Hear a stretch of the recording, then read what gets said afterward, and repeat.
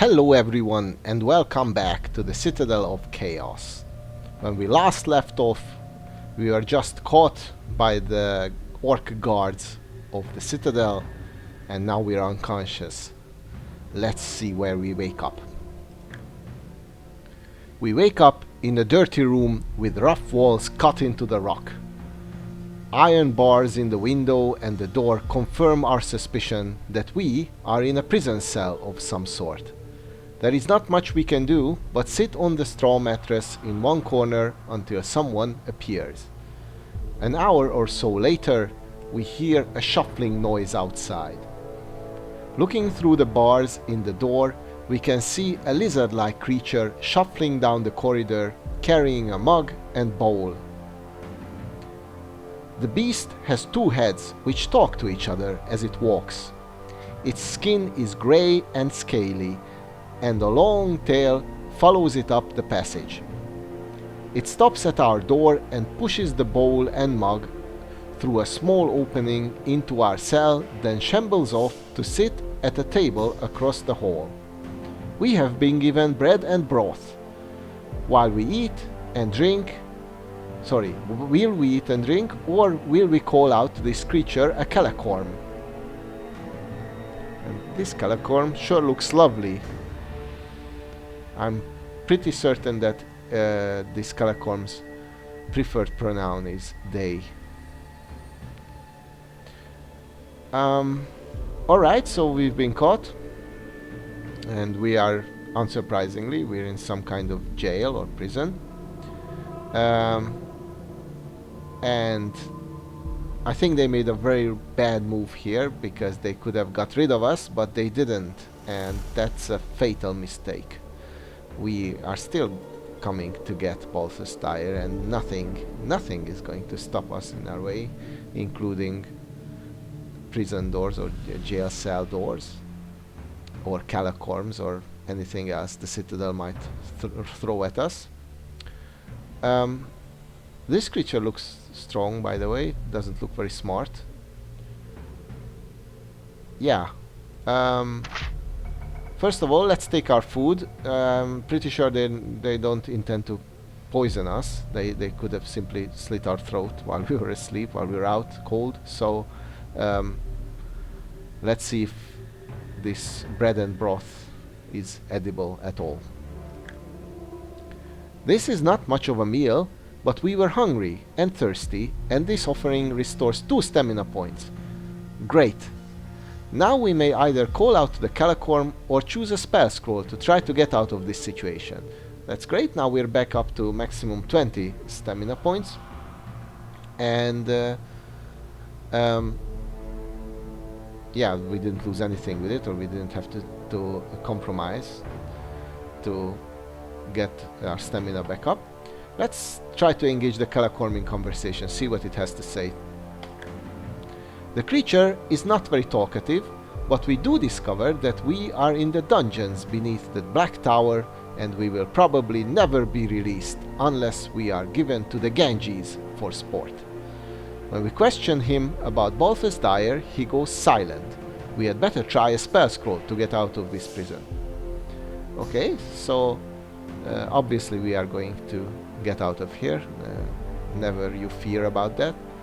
And we'll hear for the first time that the Ganges are some kind of scary creatures, or you know, it's probably part of the defense mechanism. Let's see what options we have. Let's choose a spell scroll that might help us out of this situation. We don't have a Fool's Gold spell scroll, and I'm not sure it would work. This creature doesn't seem to be greedy, it's plain stupid. But we can use an illusion spell scroll or an ESP. Let's try to read its mind. This shouldn't be much of a challenge, and maybe, perhaps, it knows something that could be of use to us. We concentrate, and images from the calicorn flash through our mind. We see a plate full of dead snakes, then a similar looking creature with greyish skin, possibly the female of its species. Then we feel a great sense of pleasure as we see an unfortunate creature bound to the wall, having its toes tickled with a burning torch. Then we see the plate of snakes again. Evidently, This creature thinks about little but the simple pleasures of its miserable life, and we will not learn much about how to escape.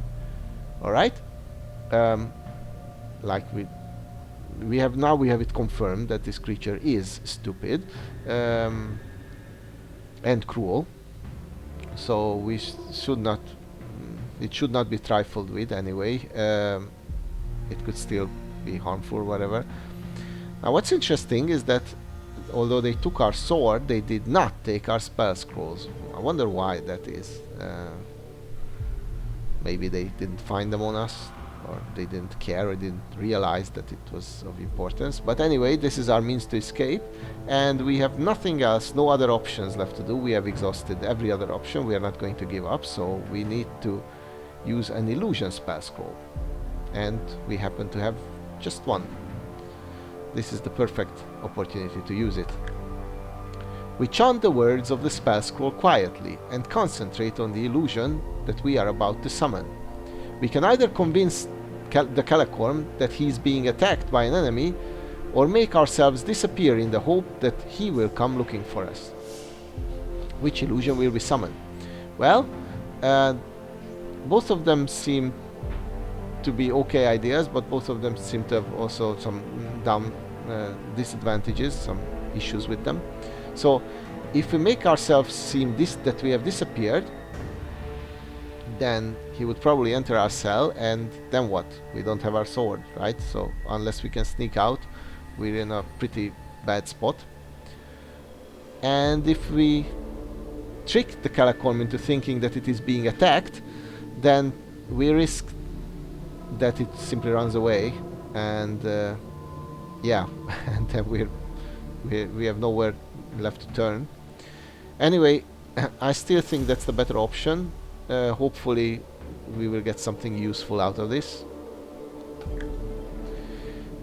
As our spell takes effect, we see a small mouse run towards the table.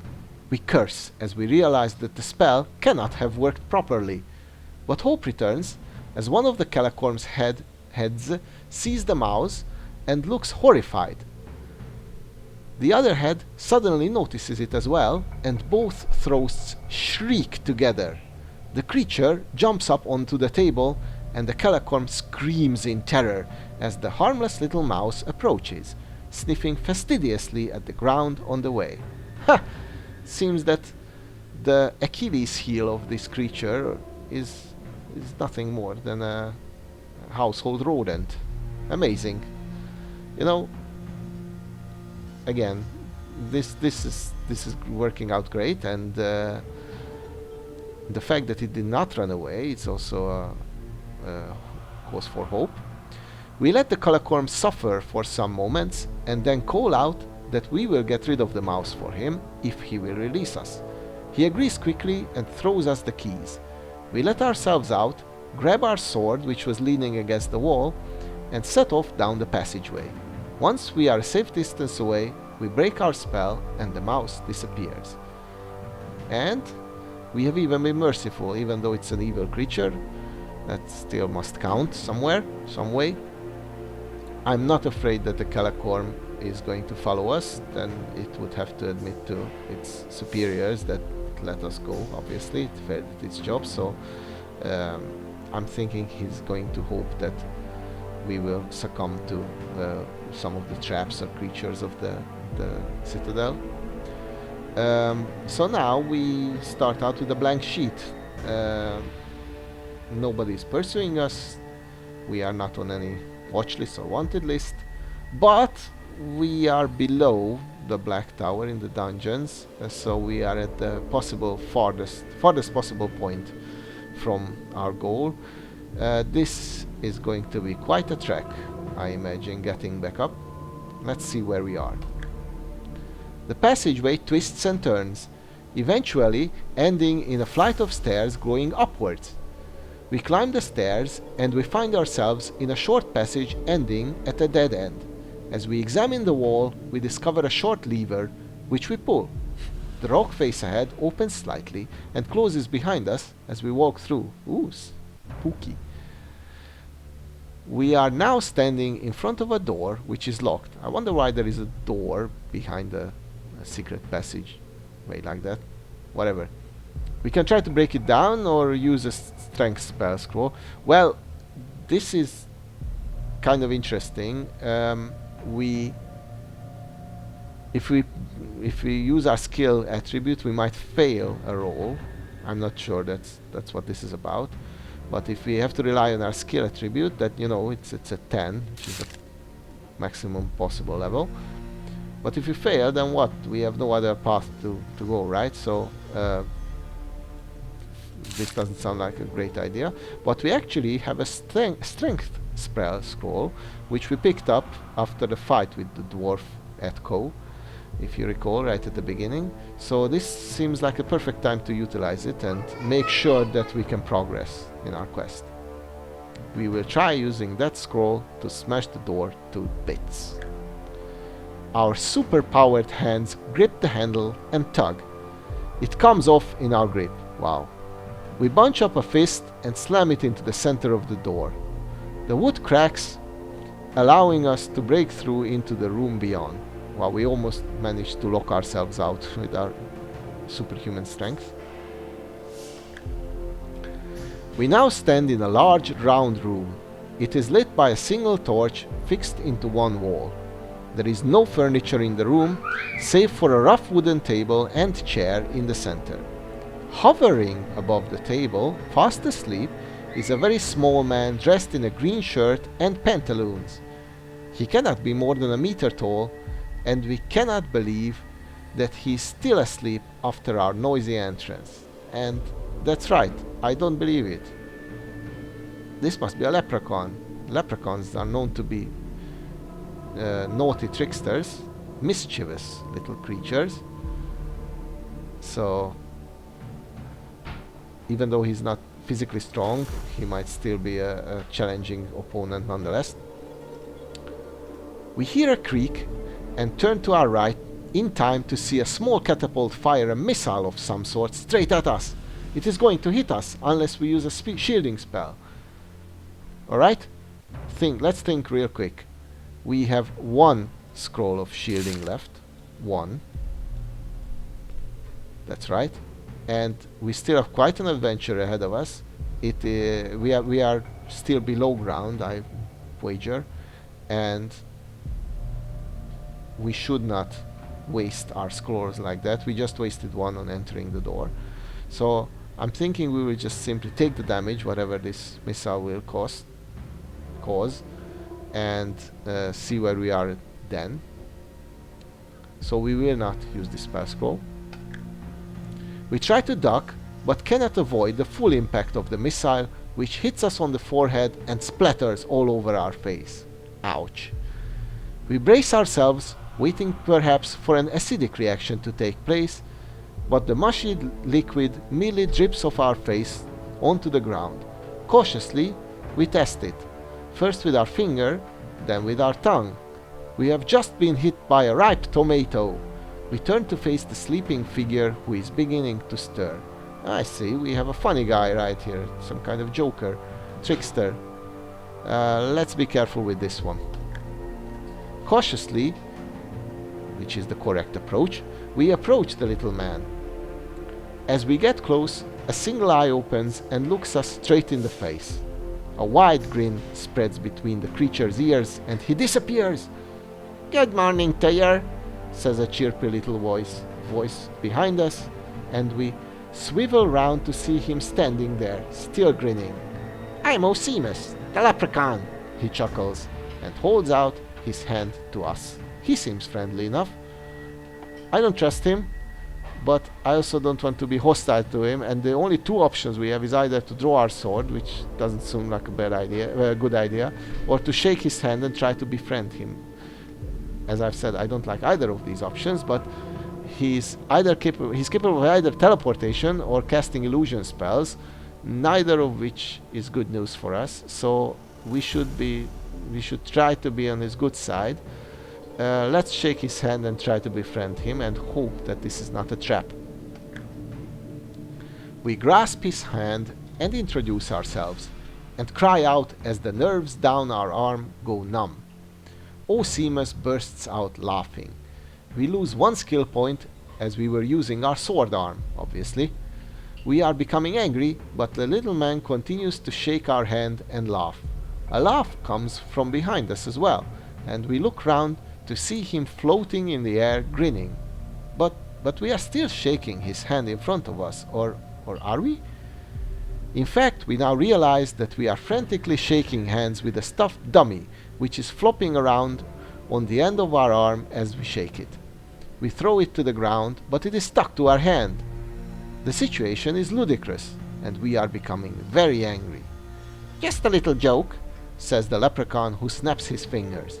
The dummy disappears. "Now what can I do for you?" Okay, I don't like this guy anymore, any more than I just did a minute ago. But we still don't want to anger him. It's been twice that he managed to get the better of us. So let's ask him the way onwards. Not necessarily to get the correct answer out of him, but at the very least to engage in conversation with him finally. "Oh, I shouldn't go this way," says Seamus. "These are not pleasant parts. These 3 doors are the only ways onwards. 2 of them are very dangerous, and the other is very smelly." On the opposite side of the room are 3 doors. One has a brass handle, one has a copper handle, and one has a bronze handle. Okay. No idea which one to choose, but we can ask Seamus for his advice. I'm not saying we should take it, I'm just saying we should ask. Let's see what happens if we do. "Which would I take, eh?" he muses. "Let's see. I would not take the 2 doors to the left of the copper-handled one, nor the door to the right of the bronze-handled one." So which door will we choose? Well, we don't know the order of the doors, unfortunately.